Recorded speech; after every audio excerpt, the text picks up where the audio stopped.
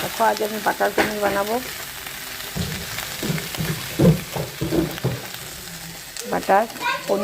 পনির butter নেব।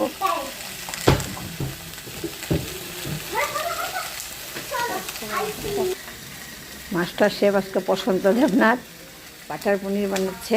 পোস্ত, কাজু, বাদাম, পপি সিড সব দিয়েছি, মগজ সব দিয়েছি, তিল। এটাকে ভাজার পরে পেস্ট করব, দেখাবো সবাইকে।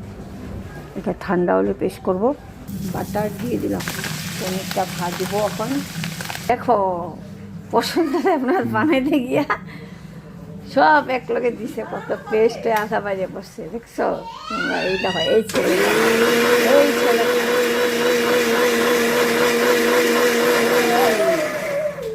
পেস্ট হলো। এরকম মশলা দিয়ে দিল আজকে মাস্টার শেফ।